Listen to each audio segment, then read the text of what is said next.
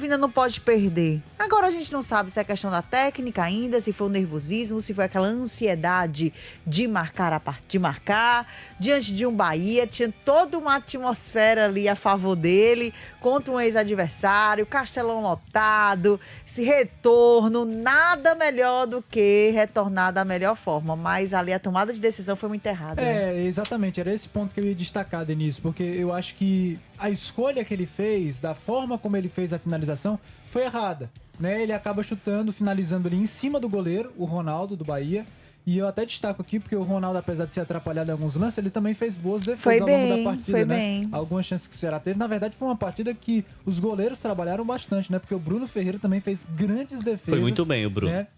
Evitou ali lances claros de gols que o Bahia poderia ter marcado.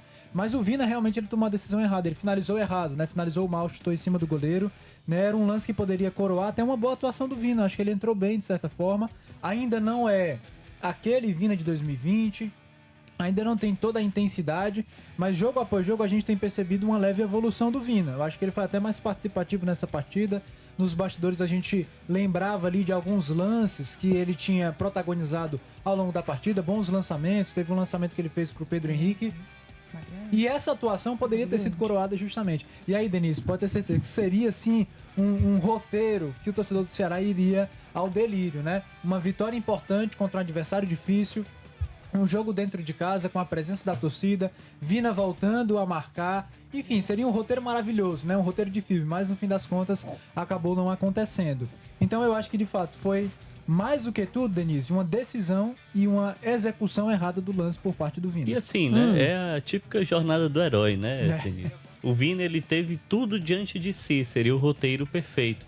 Acabou não conseguindo o gol, né? O goleiro Ronaldo faz a intervenção, a bola de forma muito cruel bate na trave, a gente viu o quanto que o Vina sentiu isso e o quanto que a torcida que estava naquele frisson, olha, grande oportunidade, acabou amargando esse resultado. O resultado é ruim, Denise, a gente pontuou sobre isso, porque, infelizmente, é uma conjuntura de jogos, né?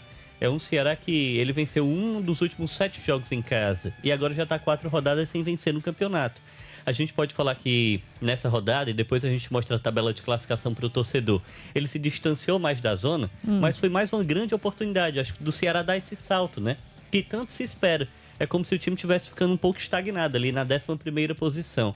É uma posição segura, ele está distante da zona, mas a gente esperava que o Ceará pode mais, na verdade. Não se esperava isso. Na verdade, se deseja isso.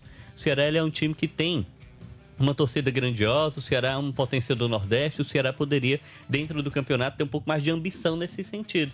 E aí galga esse ponto, o ponto é importante, mas agora diante de São Paulo já coloca naquela condição, né? Poxa, voltar a vencer é importante, o jogo vai ser no Morumbi, tem toda essa conjuntura. E sobre o Vina especificamente, eu acho que ele vive uma crescente de desempenho. Esse lance capital, né, para muita gente vai sintetizar tudo nisso. Ah, ele perdeu o gol e etc. Mas se a gente pra ele pontuar... não, você acha não? Assim, Não, eu acho assim, ele vive uma crescente nesse sentido. Ó. Contra o Juventude, ele entrou muito mal. Sim. Contra o Vasco, ele teve um pouco mais de minuto e ele conseguiu participar ali do jogo. E o time do Ceará conseguiu o resultado. E diante agora desse último compromisso, né, contra o Bahia, as intervenções e participações do Vina não foram tão ruins. No jogo como um todo, a função dele era ligar o contra-ataque. Ele fez isso em 2 oportunidades. Ele realmente tem qualidade, né, quando ele está no domínio da posse. Agora, é um atleta que muda a forma do Ceará jogar. Quando ele entra, o Ceará fica mais fraco defensivamente. O Vina não marca ninguém, ele fica acompanhando ali, né? Então isso também atrapalha um pouco da forma com que o time se porta de fato. E além desse sentido, coube a ele o grande momento e ele acabou realmente finalizando, não teve o gol. Mas no geral, eu entendo que ele tem tido uma crescente de desempenho ali em minutos e também na parte física. Torcedor, o que é que você acha, hein? Já participa aqui com a gente no 988-1306 pra gente falar muito sobre esses jogos. Vamos falar do Floresta também, tá? Diga lá, eu ia só Dani. fazer um comentário também, porque apesar de não ter sido algo que aconteceu na partida, é um tema muito significativo e importante também, que é a lesão do Pedro Raul, né? Sim. Pedro Raul sofreu uma lesão, o Ceará divulgou aí o boletim. Enfim, um problema ali no quadril, né? Um problema muscular. Estranho, que tirou... o nome é até estranho, né? Psus, né? Psus.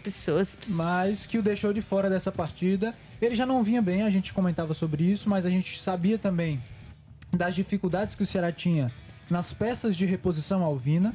O escolhido nessa partida foi o Wailon, e o Wailon não fez uma boa partida. né? Acho que o Ailon ficou muito isolado, muito perdido ali de certa forma. Não rendeu o né? que deveria? Não rendeu o que deveria. Não tô falando que o Pedro Raul tava indo bem, não. Mas o Ailon também não conseguiu acrescentar muita coisa, né? E foi até interessante as mudanças que aconteceram, porque o Luca, que foi contratado teoricamente para ser o reserva imediato do Pedro Raul, estava no banco de reservas e nem sequer entrou. Foi. Então a gente não sabe se fisicamente ele tá bem, se não tá, se parte de uma desconfiança do Léo Condé, se nos treinamentos ele não tem ido tão bem. Mas eu achei curioso isso também, porque a gente não sabe também o tempo de recuperação, né? Pode ser que o Pedro Raul permaneça fora aí por mais de uma rodada, e aí o Ceará vai ter que encontrar alguma solução para ter esse homem gol, né? Que o Pedro Raul não vinha sendo, mas que a gente falava.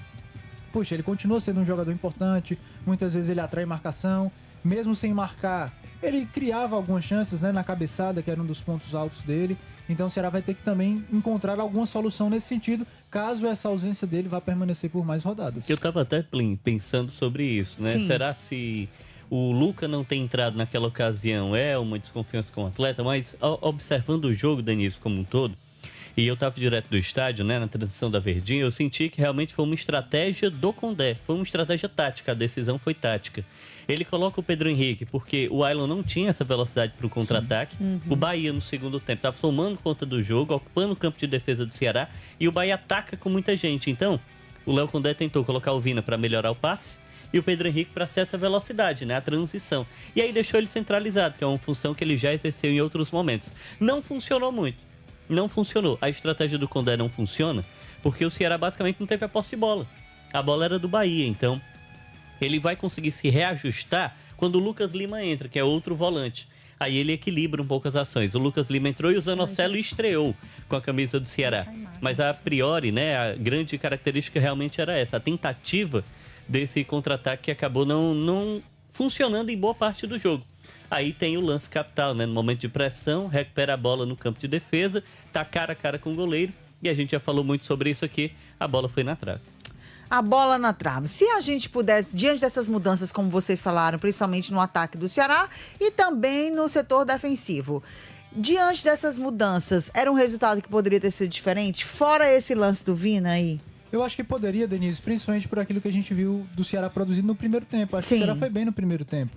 Eu acho que, na verdade, foram dois tempos um tanto quanto distintos, né? Primeiro tempo, o Ceará conseguiu ter um volume de jogo maior. Eu gostei muito da partida, principalmente do primeiro tempo do Paulo Baia, né? Tem sido um cara que tem se consolidado tem entrado ali, né? muito bem, né? Tem ido bem nas partidas, né? No jogo contra o Vasco, a gente já tinha elogiado ele. No jogo contra o Bahia, mais uma vez, ele foi participativo, teve finalizações. Logo, eu acho que a primeira finalização do Ceará no jogo foi dele. O Ronaldo faz uma boa defesa ali, evitando o que seria um gol, porque a bola foi na direção do gol.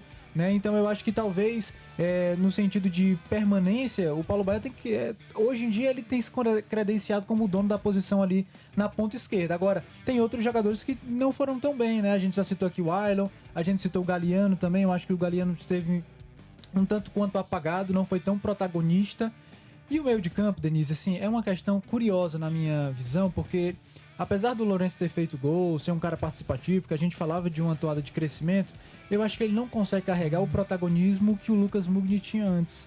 E eu acho que o Ceará sente falta disso. Sente falta porque dois Você acha jogadores... do Lourenço falando em si? Não, eu acho que o time do Ceará hoje em dia, de certa forma, ele sente a falta de protagonistas ofensivos, na minha visão. No meio campo. Né? No meio do campo e no ataque. Tá. Eu vou citar dois jogadores. Até certo ponto da temporada, principalmente ali no primeiro turno, muito dos resultados conquistados pelo Ceará e das boas atuações não passavam só por ele, certo? Mas principalmente por Lucas Mugni e Pedro Raul.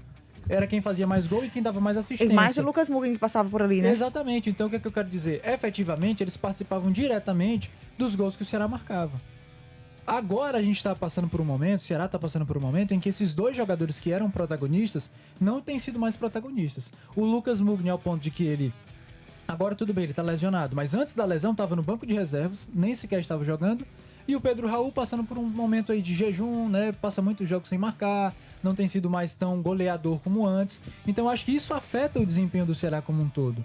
Aí nesse meio tempo, o Galiano passou a assumir um pouco esse papel de protagonista, mas ele não é o protagonista total do Ceará, não como deveria ser, ou não como o Ceará precisa. Não jogar a responsabilidade em cima do Galiano. Exato, e ele não né? é aquele cara que simplesmente todo jogo tá fazendo gol, que chama a responsabilidade, que realmente é o craque do time. Eu acho que o Ceará tem sentido falta nesse sentido, sabe? Eu acho que quando o Lucas Mugni e Pedro Raul caíram de desempenho e deixaram de ser protagonistas no Ceará, o Ceará ficou, de certa forma, órfão ofensivamente, né? Eu acho que talvez esse fosse um diagnóstico dessa dificuldade que o Alexandre citou. Se reflete nos resultados. Dos últimos 7 jogos, 1 vitória. Dos últimos 13, 2 vitórias. 4 jogos seguidos sem vencer. Falta, de certa forma, um protagonismo maior ao ataque do Ceará.